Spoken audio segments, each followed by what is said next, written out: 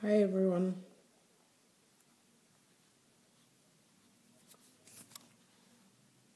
How's it going for you? It's yet the end of another day. I'm just wondering how your month is going, how your week has been going. I trust that the Lord is keeping you and you are doing well or managing your life to the best of your ability with His help. Today we're talking about will you heed His call? And it's based on Exodus 3:1-10. So when Moses was tending the flock of his father-in-law Jethro near Mount Horeb, which is the mountain of God, right?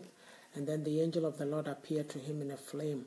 And so then the bush was burning, but it was not consumed. So at that point, Moses says, I'll turn aside to see this great sight, why the bush does not burn.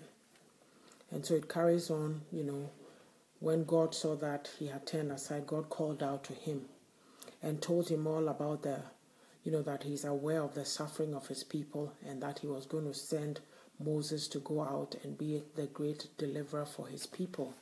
So like I always say, when you're reading, it's always like you're looking for a rhema or looking for something that comes out at you. And for me, in this passage, it was the verse 3, when he said, I'm going to turn aside and see the great sight, why the bush is not burning. And so when God saw that, he turned aside, then he called him. Okay, so Moses' curiosity got the better of him and he decided to look. And so in the looking, that's when God called him, as I said before. So my emphasis here is that, Moses, or what would have been the outcome if he had not turned to look at that bush? He would have missed his calling, or he would have missed a divine opportunity. How many times has God called out to us and we have missed his promptings to draw close to him because of our own fears, right? Sometimes we hear his voice, but we pay him no heed. We just carry on with the busyness of our lives. We sense that something is missing. It could be an emptiness in your soul, like a void that you don't know how to handle, or you don't know what. You know something is amiss within you, but you don't know what it is, and then you feel this yearning, something is missing, but you are not really sure what to do about it. So my yearning started slowly. Like at that time, this was probably, I'll say about 15 to 20 years ago or so. I was reading a lot of psychobabble books. When you say, psychobabble books, like you're trying to be a better person, like in your own strength, right? Like I like reading novels, romance novels, fiction, mysteries and all that.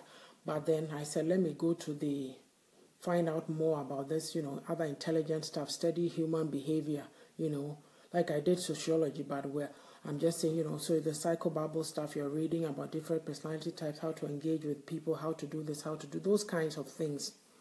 Well, little did I know that there was a whole other world out there. I did not even know of the existence of Christian literature. So what happened is, I tried to, in trying to find my way back to God, at that time, at the church that I was in, there was a home group or a cell group meeting, and I went. And one lady who's still a dear friend today said to me that she senses in her spirit that I've been searching for a long time. And I said to myself, well, lady, you don't know the half of it. Because when she said that, I knew that she had really hit the nail right on the head. Because I remember that year I was reading a lot of psychobabble books, trying to get a better understanding of people and trying to manage myself and change myself to be a better person, that type thing. So in saying all this, like for me, after I found God, oh, you won't believe it. Like those psychobabble books that I was reading, there's Christian authors who are writing all about them, different types of book that teaches you, and it's scriptural based, so it's even more, oh man, was I ever excited. If you come to my house, I have a whole shelf of books and books. I keep buying books that I haven't read yet, Christian books, but I keep saying that, oh, I might be retiring and coming to read them. So, I'm going to encourage you that do not drown out the promptings of the Most High to draw you unto Himself. It is literally the difference between life and death. He does not force Himself on us. He called out to Moses only when He saw Moses turn aside. So if Moses had gone his merry way, I guess that would have been it. So I'm just going to encourage you with Matthew 11:28, and I will find it.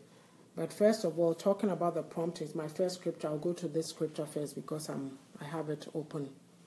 Don't harden your heart. Hebrews 3:15 says, today if you will hear His voice, do not harden your hearts as in the rebellion. He's calling out to you. He's calling out to you. Don't harden your heart. It's easy. Sometimes, myself, when I had that struggle, when I was going to these other churches, until I started going to, let me put it this way, started going to a black church, if I can call it that, I don't know, right?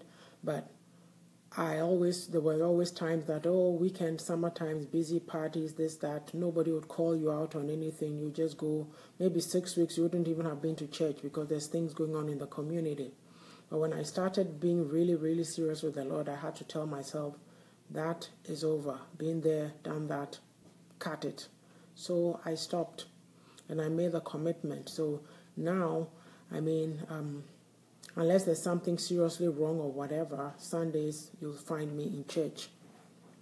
And the next scripture that I was going to encourage you with is Matthew 11. Give me a sec here.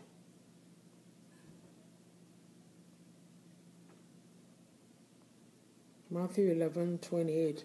Like I said, He's calling out to you. He says, come to me, all you who labor and are heavy laden, and I will give you rest. I'll continue into the 29 and 30. Take my yoke upon you and learn from me, for I'm gentle and lowly in heart, and you'll find rest for your souls. For my yoke is easy and my burden is light. He will not place a burden on you that you cannot bear. There's nothing out there that will satisfy you more than the Most High God. He's calling unto you. So next time when you hear that yearning, that prompting in your spirit, just hear Him. Thank you for listening. Have a good night. Until next time, okay? Take care of yourselves. God bless you. Bye-bye.